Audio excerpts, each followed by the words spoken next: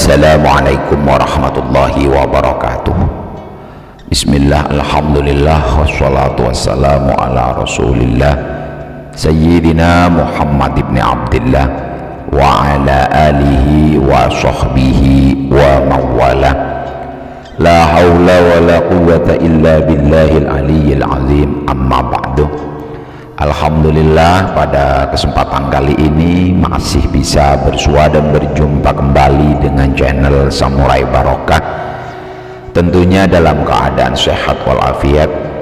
Pada kesempatan kali ini Al-Fakir akan menguraikan sebuah syukuran kehamilan 4 dan 7 bulan dalam Islam. Itu diperbolehkan atau tidak diperbolehkan? Biar lebih jelas, mari kita simak kajiannya bersama-sama. Kehamilan merupakan anugerah dan rezeki dari Allah Subhanahu wa Ta'ala. Beberapa pasangan suami istri kerap menggelar acara syukuran atas kehamilan ini. Biasanya digelar syukuran kehamilan 4 dan 7 bulanan. Budaya syukuran kehamilan ini banyak dilakukan di Indonesia, khususnya bagi masyarakat Jawa. Tujuan dari acara ini tidak lain adalah sebagai ungkapan rasa syukur atas nikmat yang diberi Allah, sekaligus mendoakan jabang bayi agar selalu dalam lindungan Allah sampai waktu kelahirannya tiba. Mengutip buku Paradigma Islam Rahmatan lil Alamin oleh Abdurrahman Mas'ud, disebutkan bahwa syukuran atau selamatan merupakan budaya bernuansa Islami yang kental dilakukan masyarakat. Penyelenggaraan syukuran ini nyaris berlangsung di setiap hari, setiap event dan setiap kesempatan. Bukan hanya saat momen kehamilan saja, acara syukuran juga kerap digelar ketika seseorang hendak menikah, memiliki rumah baru, jabatan baru, atau bahkan bagian dari nazar sebagai ucapan syukur. Menurut laman resmi Nahdlatul Ulama, syukuran kehamilan ini diselenggarakan ketika usia kehamilan memasuki 4 bulan. Dalam istilah Jawa kerap disebut mapati hang, berasal dari kata papat yang artinya 4. Pada usia kehamilan 7 bulan, maka acara syukuran ini akrab disebut mituni atau mitoni. Istilah itu diambil dari kata pitu yang berarti 7 dalam bahasa Jawa. Dalil tentang syukuran kehamilan: sebenarnya tidak ada dalil atau anjuran yang secara langsung menyebutkan acara syukuran kehamilan dalam berbagai hukum Islam. Namun para ulama terdahulu tentu menggelar acara ini dengan tujuan yang baik, semata-mata mengharap ridho Allah Subhanahu wa Ta'ala. Dalam sebuah hadis riwayat Imam Muslim juga disebutkan bahwa Rasulullah Shallallahu Alaihi Wasallam bersabda, "Inna ahadakum yujma'u khalquhu fi batni ummihi arba'ina yawman, thumma yakunu fi dhalika alaqatan mithla dhalika, thumma yakunu fi dhalika mudghatan mithla dhalika, thumma yursalul malaku fayanfukhu fihi ruha wa yu'maru bi arba'i kalimatin bikatabin rizkihi wa ajalihi wa amalihi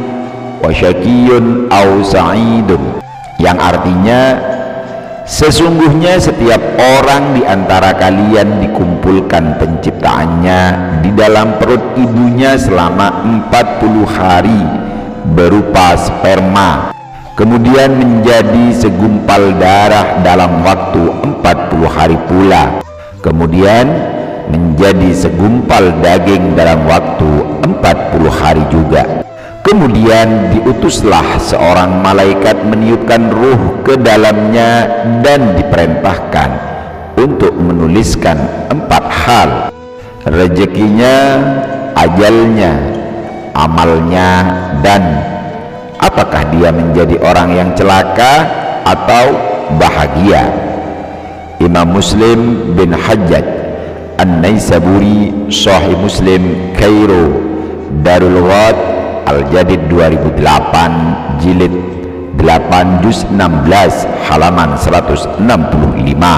Dari hadis tersebut dapat dipahami bahwa di antara proses penciptaan manusia ketika masih di dalam kandungan ibunya adalah bahwa pada mulanya ia berupa sperma atau nutfah yang berproses selama 40 hari lamanya, kemudian menjadi segumpal darah atau alaqah yang juga berproses selama 40 hari lamanya, kemudian menjadi segumpal daging atau mudghah yang juga berproses selama 40 hari lamanya, menjadi satu janin dengan bagian-bagian tubuh yang lengkap sebagaimana layaknya rupa seorang manusia. Proses ini membutuhkan waktu 3 kali 40 hari.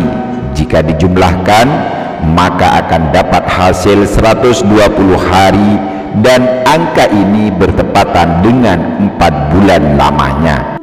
Di usia kandungan ke-4 bulan ini Allah memerintahkan malaikat untuk meniupkan ruh kepada janin.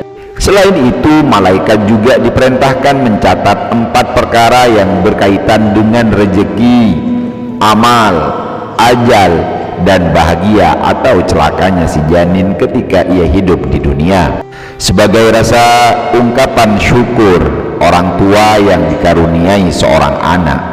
Pastilah akan merasa senang. Acara syukuran kehamilan ini bisa menjadi representasi dari ungkapan terima kasih kepada Allah, salah satunya dengan menjalani sedekah. Selain itu, dalam acara syukuran ini juga para tamu undangan akan melantunkan doa-doa dan kalimat baik yang ditujukan pada janin. Bisa mengaji Al-Quran dengan membaca surat Yusuf, surat Maryam, surat Luqman, atau surat Yasin, Waqiah, dan surat Al-Muluk. Dengan beberapa tujuan dari doa ini agar janin yang ada di kandungan diberi ruh yang baik dan juga rupa tubuh yang sempurna.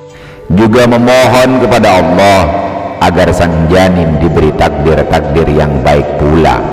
Biasanya acara ini juga diikuti dengan kegiatan makan bersama yang sifatnya merupakan bagian dari sedekah orang tua untuk si janin, sebagaimana sedekah merupakan amalan yang melapangkan rezeki dan menolak bahaya. Secara garis besar, acara syukuran kehamilan tidaklah dilarang asalkan dengan tujuan mengharapkan hal baik dan ridho dari Allah Subhanahu wa Ta'ala.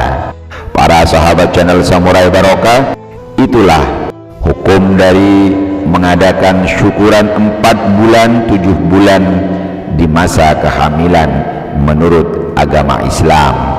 Mudah-mudahan apa yang Al-Fakir sampaikan ini bermanfaat untuk kita semuanya.